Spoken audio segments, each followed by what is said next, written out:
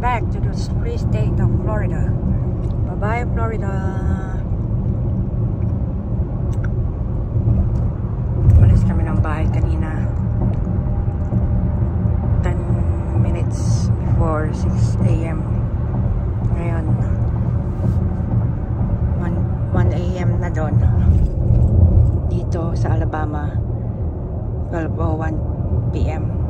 Mas advance ang Florida ng 1 hour. Ayan siya, Sweet Home, Alabama.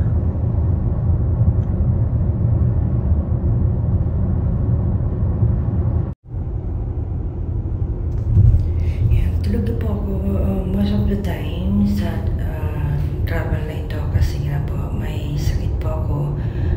I have a very terrible headache and yun nga, instead na nag-plane ako going Las Vegas, hinatid na lang ako ni Happy kaya nag-drive kami from Florida to Nevada.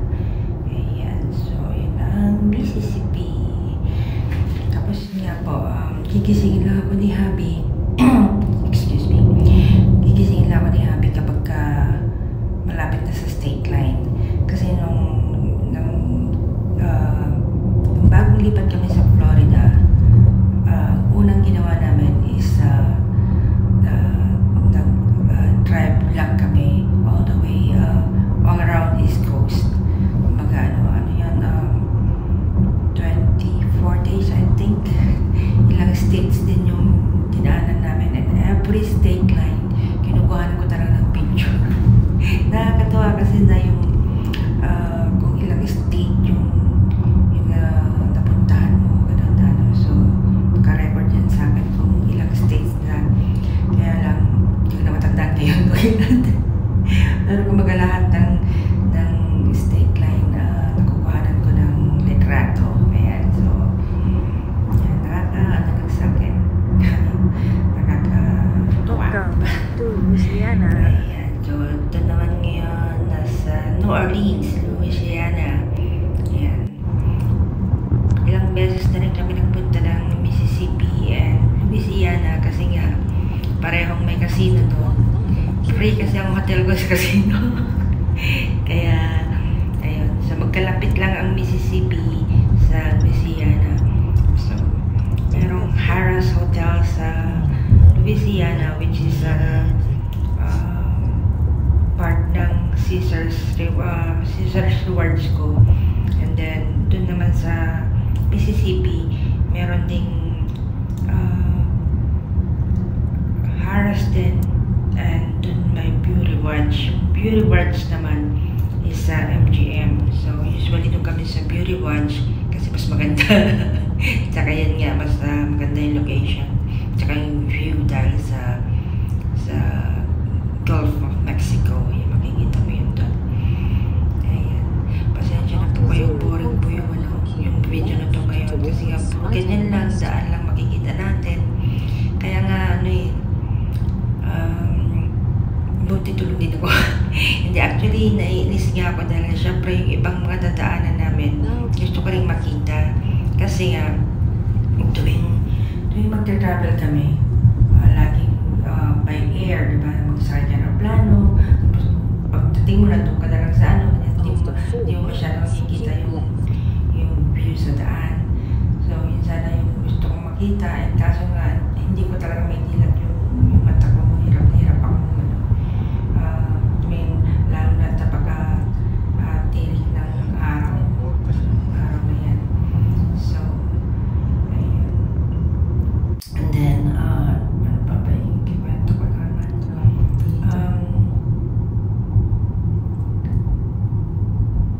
Masarap mag-drive dito sa Amerika. Ang kaso lang, boring. Ayun nga, makikita nyo, puro ganyan lang, lalo pag kayong lumabas ka na ng city.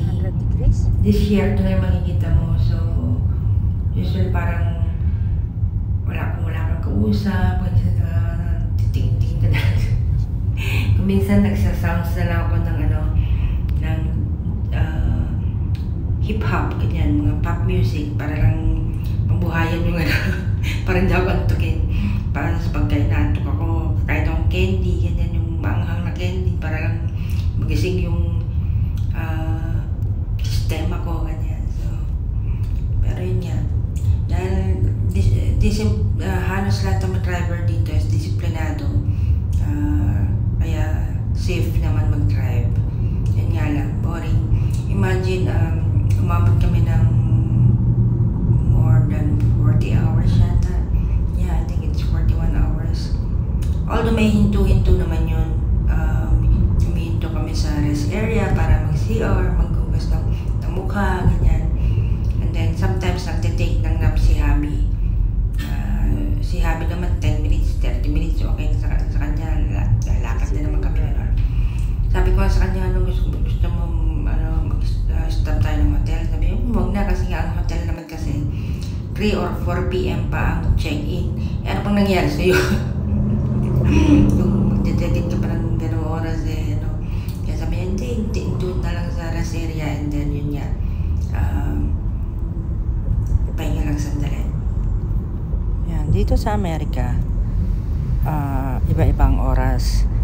May Eastern Time, Central Time, Mountain Time, at Pacific Time. Kaya hindi porke nasa Amerika ka, pare-pareho kayo ng oras. Ang difference ng Florida to California is 3 hours ahead ang Florida. Kaya kung ang oras sa Florida is 12 noon, ang oras pa lang sa LA o sa San Francisco ganyan is 9 o'clock AM ganyan. Tapos ang oras naman from Florida at Manila, 12-hour difference naman, mas advanced naman sa Manila. Kaya kung 12 noon sa Pilipinas, 12 midnight naman dito. And dito sa Amerika merong kami tinatawag na daylight saving time. Kapag ka summer, dahil nga mas mahabang araw, nababawasan yung oras. Pagka nadadagdagan yung oras. Tapos pagka winter time, dahil maagang dumilim, matagal umaraw, tapos mabilis dumilim, kaya nababawasan yung oras. Kaya kapag nagpa-plus 1 or minus 1 kami palagi kapag daylight saving time. Kaya ngayon, summertime pa, nag-start ang daylight saving time noong March 3, March 3 yata, March 10. And then mag-e-end siya, mag-e-end siya sa November 3. Magiging winter time na sa November 3. Ayan. So, ganun dito sa Amerika. Dito sa Amerika marami rin nagtatagong mga highway patrol na bigla mo kung magugulat ka na lang may ilaw-ilaw na sa likod mo. Dahil nga chinecheck nila yung speed ng bawat sasakyan. Kasi kuminsan dito napakarami rin mga nag-overspeeding. Kaya ayun. Kaya ako maingat ako pag nag-drive. Matalas ang mata ko. Nakakakita lang ako na umiilaw-ilaw na ganyan. Napaparanig niya ako. Nag-i-slow down ako. Pero dapat dahan-dahan para naman di halata. Ayan. Dito walang patapatawad. Pagka drive po, baka lalo ka pang ikulong. Kaya kaya kailangan talaga ng iba yung pag-iingat sa pagmamaneho. Tsaka aware ka dapat sa kapaligiran mo kung merong nakatutok sa yung sasakyan. Magdahan-dahan ka na kasi bigla na lang iilaw sa likod mo pagka nakatutok na pala yung isang sasakyan hindi mo akalain highway patrol na pala. Kagandahan pa dito sa daan sa Amerika nga kapag ang daming rest area, kaya kunwari naiihi ka na o di kaya nauuhaw ka kasi every rest area naman may mga vending machines ganyan. Tapos Tapos yun nga, kapag medyo aantok-antok ka, mas safe na minto ka sa rest area. Siyempre doon sa may marami-raming tao para huwag kang pupunta sa sulok-sulok at baka mahirap na.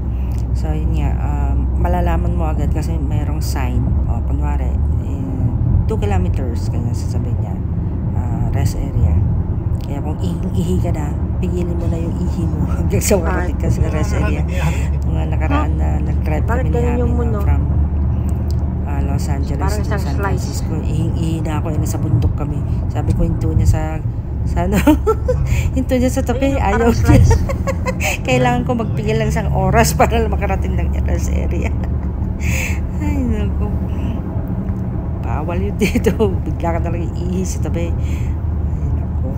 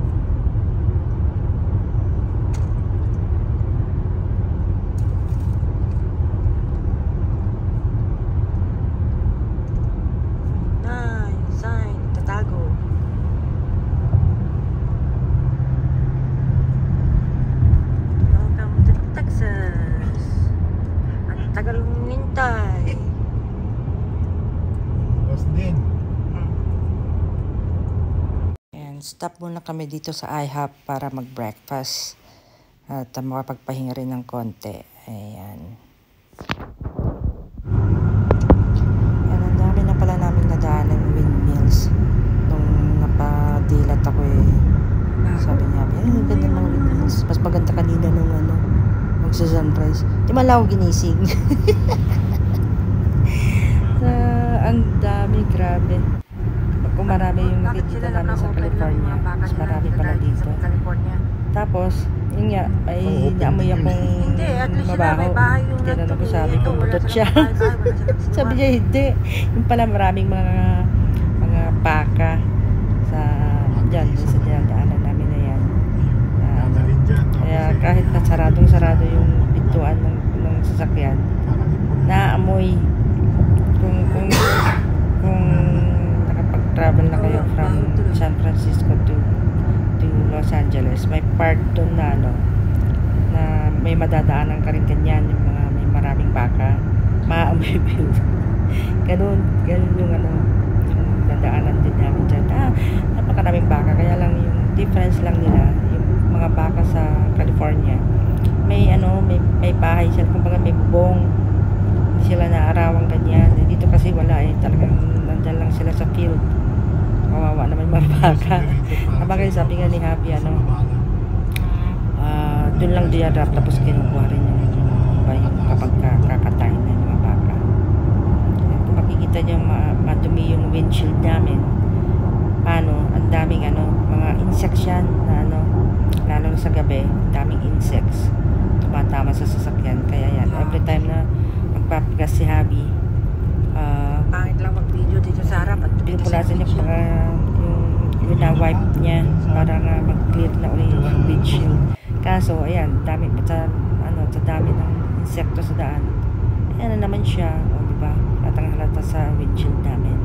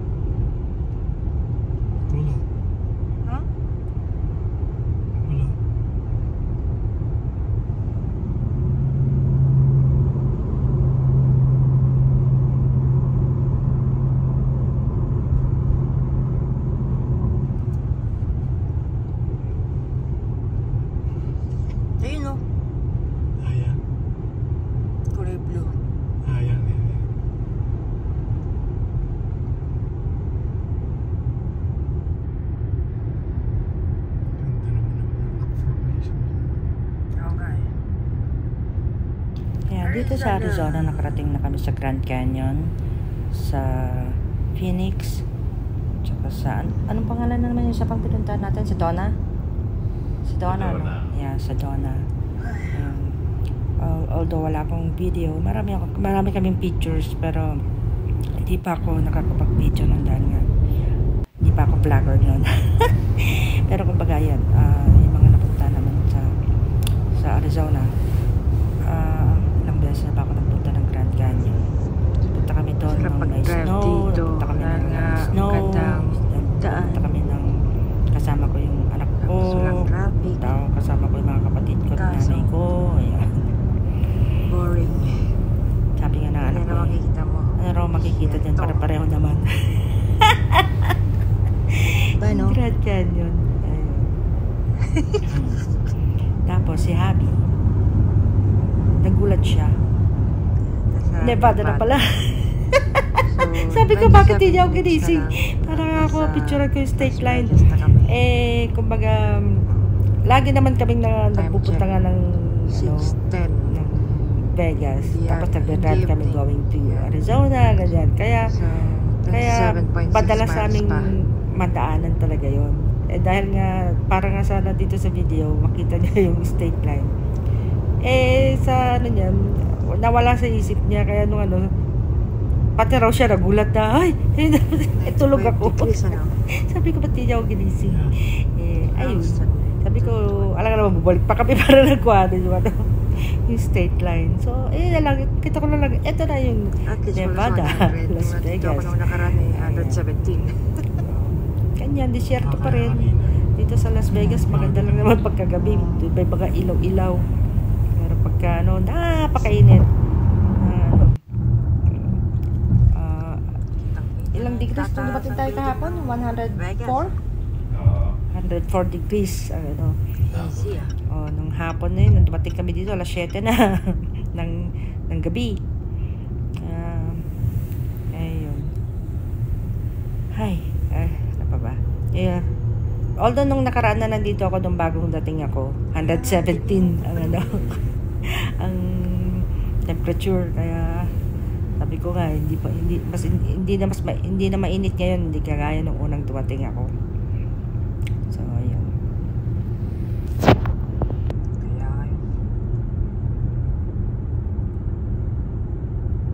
After 0.4 mile, keep right, take the exit 23, and then keep left towards I-2 West. 2 p.m. 18 minutes na lang, nandun na Now kami. keep right, take the exit, and then keep left.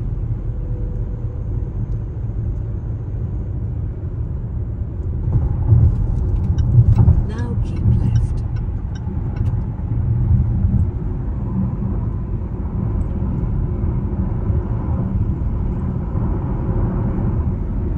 Follow the motorway for 11 miles.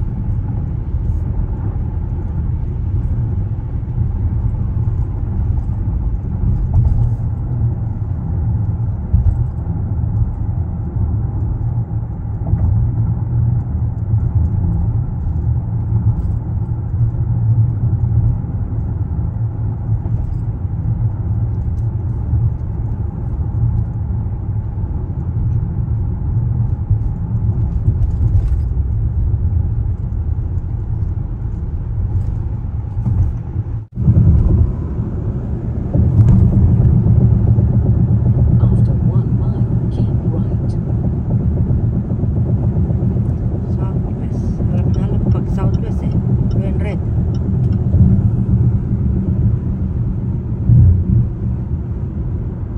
And take the exit.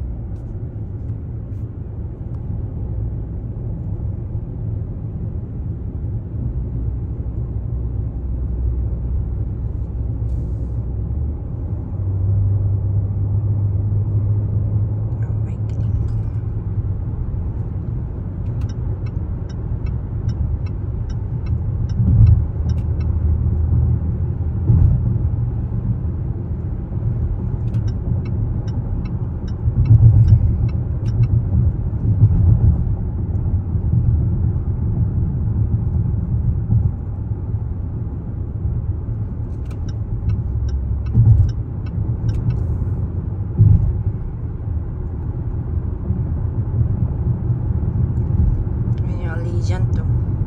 Ganda.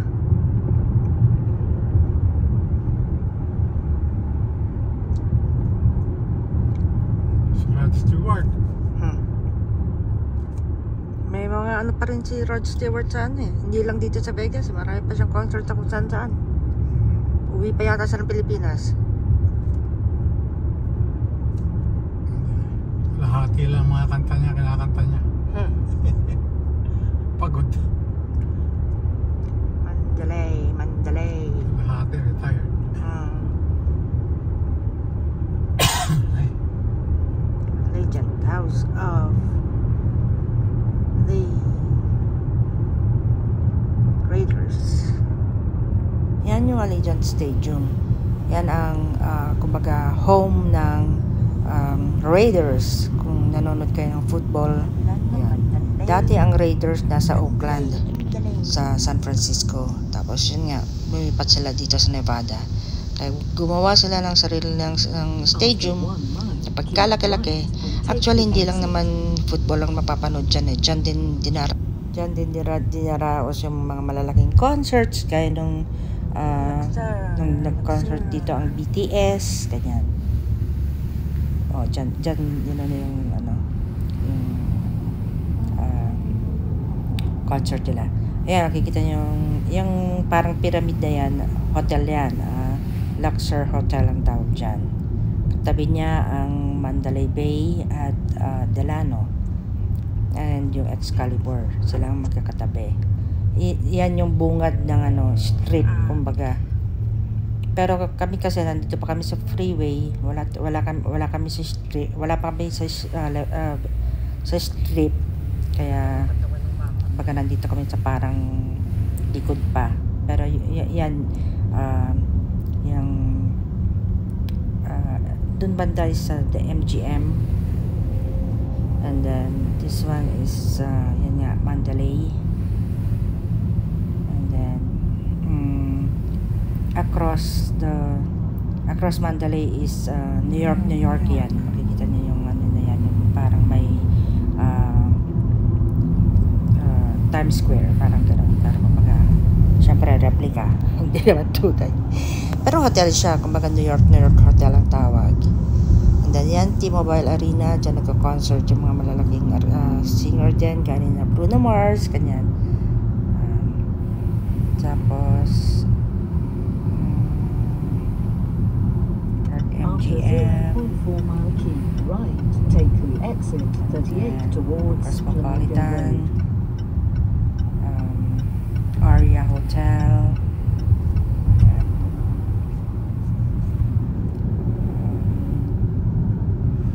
yan, lahat ng hotel yan ang laki na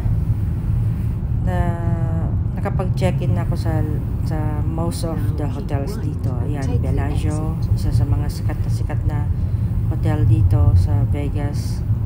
Diyan lagi kumukuha ng mga shots ng mga pelikula, ganyan. Kung natatandaan nyo o napanood nyo ang Ocean's 11, ganyan. Meron silang shot na nandun sila sa fountain ng Bellagio. Tapos yung the other side of Bellagio is yun na yung Caesar's Palace, na kung saan kami tumutuloy ngayon. Now keep right. Ayan. That's our hotel. After 0.4 mile turn left.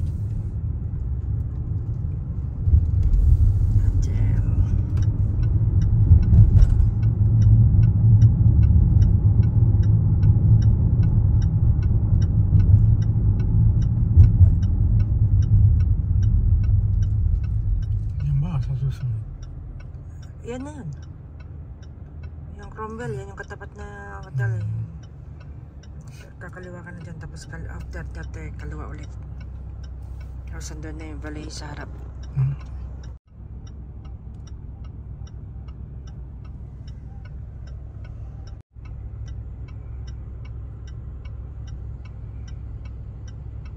Kaya pakita lang siguro, parang yung kanya yan.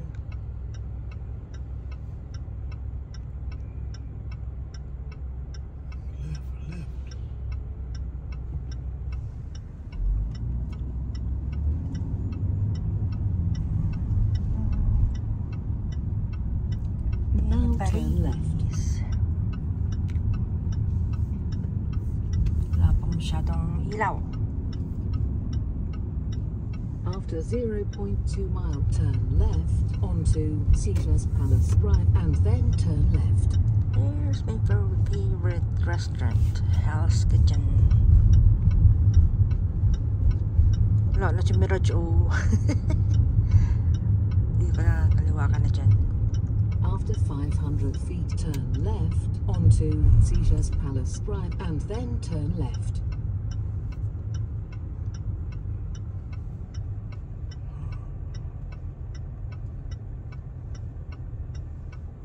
Now turn left and then turn left onto Caesar's Palace Drive.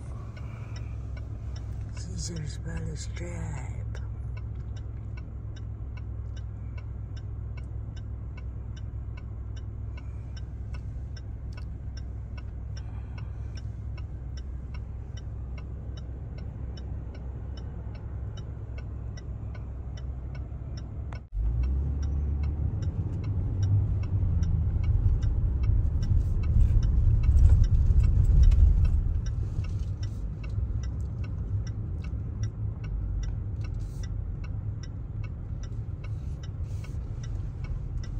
Now turn left and then you will reach your destination on Caesar's Palace Drive.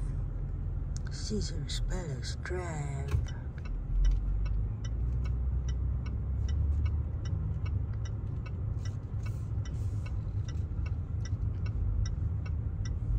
Ay, doon palang Diamond Valley. Ah, You've Doon sa baba. reached your destination. Sige, baba mo na lang ako dyan. Hindi, wala. Stars and Diamond Valley dito. Ah, dyan ba? O, sige, dyan. Diamond din ako eh. Nakalagay kasi dyan. Huwag ka dyan, taxi dito.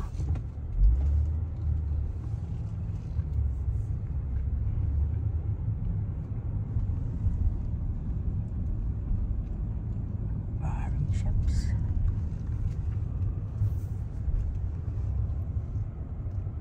A few moments later. So, ito ang entrance ng aming hotel. Dun, dun, dun, dun. Hi, that's me. To the right, to the right. The closet. Didn't.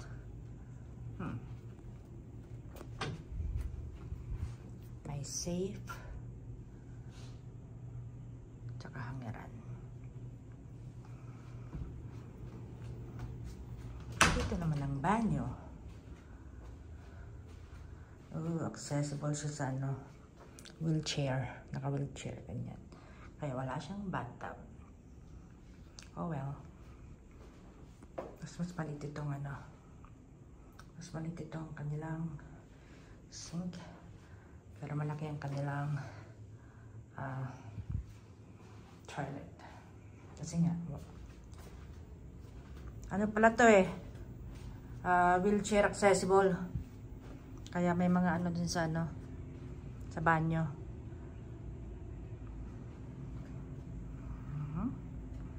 And sa minibar.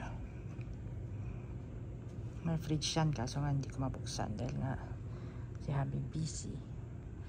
Ooh, meron silang ano, wireless charger para sa ano, parang sa akin. Nice. So, nandito kami sa Octavius. Ay, hindi. Augustus pala. Ang request ko is Octavius. Lagay kami sa Augustus dahil fully booked na raw ang Octavius. Kaya nagreklamo ako, bukas daw may lipat ako. Kaya may Keurig din sila dito. So, for the coffee, yay! Buti lang bumili kami ng ano, ng Keurig buds. Diba, ang laki ng room. Pero mas maganda sana dun sa Octavius nga. Pero sana makalipat kami dun. Okay. Bye for now. The next day. So dahil nilagay kami sa maling room kahapon, course, nagreklamo ko. Kasi, hindi ko masyadong nagustuhan yung room na binigay. So, lipat kami ngayon dito. So, nirequest ko talagang room. And look at the difference with the bathroom. Ayan. Shower room separate. Tapos dito yung toilet. Siyempre may pintuan siya. Separate. And then yan. Dalawa ang lababo. And may jacuzzi. O, diba? Kahapon walang jacuzzi. Wala man lang, kahit man lang taban lang sana. Pero now, jacuzzi ang kasama. Hi. Ito pa rin damit ko. Hinihintay ba ko malipat kami dito para para dito ako maligo. Paano dun sa kabilang room? Ay nako, nagpa-flood. Dahil walang walang harang. Kasi nga wheelchair accessible. So, kailangan dire-diretso lang siya. Kaya tuloy, pag maliligo ka, yung tubig lumalabas sa floor. Kaya basang-basa tuloy. Unlike dito, yan, may separate tub, may separate shower, ayan, separate na toilet. Para pagka may ginagawang number 2 dyan, pwede pa rin habang naliligo. Kasi nga may pintuan naman. So, yan. O, diba? Tsaka mas madali nang i-control yung mas madali nang i-control yung shower. Hindi ka kaya kapon. Papraning-praning ka. Hindi mo ma-figure out yung shower.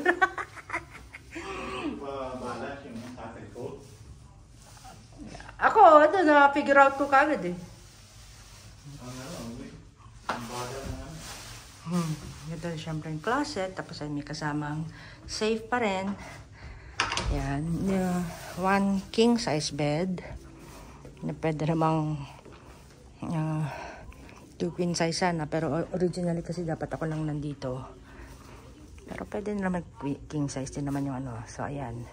That is my name. Laging nakalagay yan sa television pagka naka-check-in ka dito. Ayan. Kaya lang, lipat kami na naman nun yung mga luggages namin dito. And ito ang view. As you can see, diba? Ang ganda. Daming nag-swimming. Ayan. See? Ang ganda-ganda. Oh, dito ako. Mahal, paki-open. Paki-open yung curtain. Ayan. Ayan ang view. Kahapon ang view namin na Bellagio. yung side ng Bellagio. So, ayan. Di ba ang daming tao? Grabe. Inviting. Ayan yung pool bar. O, di ba? Habang nandun ka sa drinking. Ayan.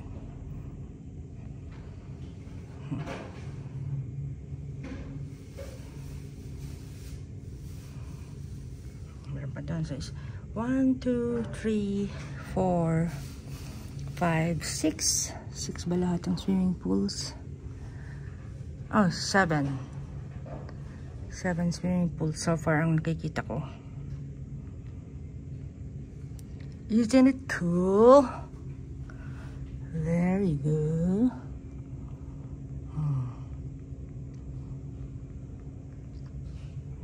That's the view.